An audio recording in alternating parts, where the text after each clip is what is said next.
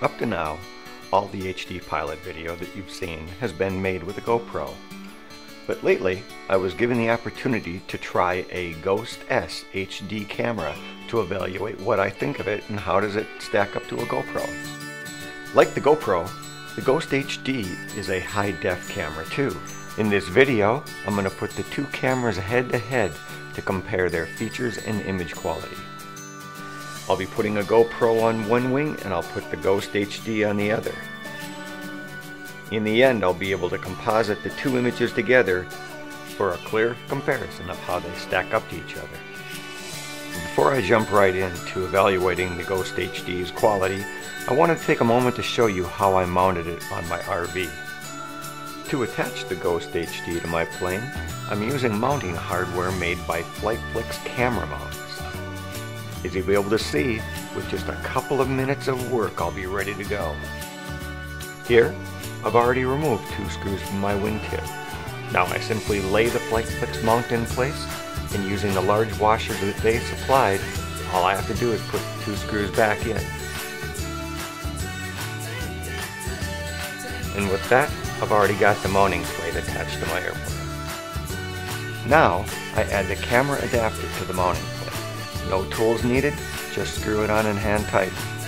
The adapter has a ball and socket joint on the camera mounting end, which will allow you to freely adjust the camera to any angle and direction you desire.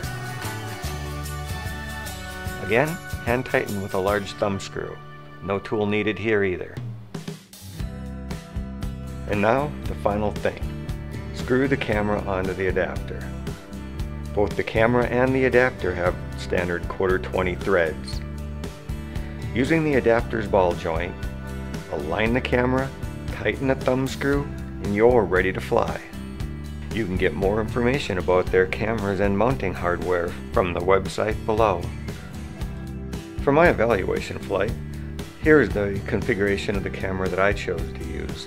I tried mounting the camera upright, but it apparently had a little air turbulence higher up off the wingtip.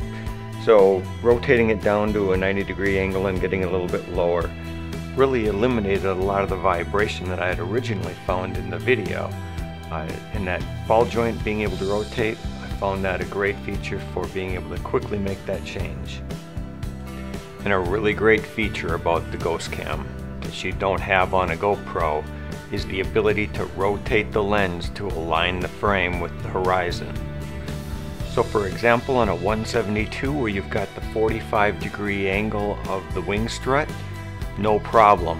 The lens will rotate to a 45-degree angle with just the twist of a wrist. Now that we have the cameras mounted on the aircraft, I think it's time to go flying and evaluate the image quality of the Ghost HD camera.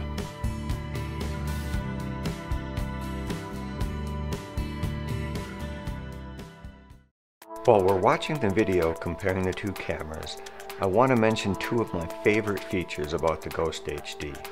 I was totally blown away by the 2.5-hour record time of the Ghost, compared to the 1 hour and 15-minute time typically that I get from a GoPro.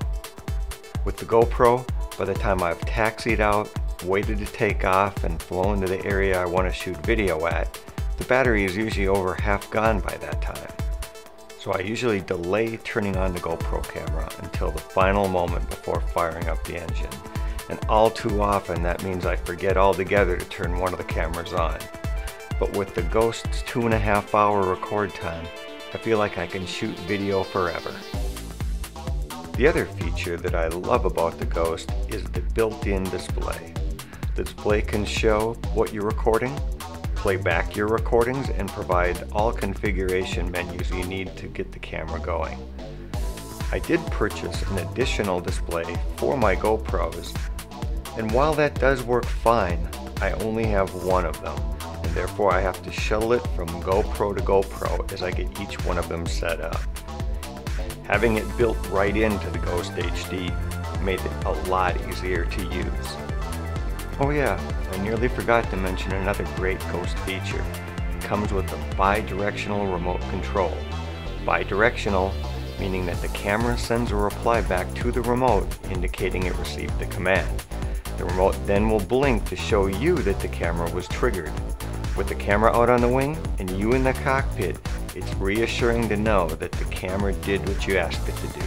Overall, I'm very impressed with the Ghost HD and will definitely be purchasing another one as an alternative to my GoPros. Cost of the camera is a little under $300, making it comparable, if not actually cheaper, than the equivalent GoPro. I would have no problem recommending the Ghost to anyone looking for another camera option.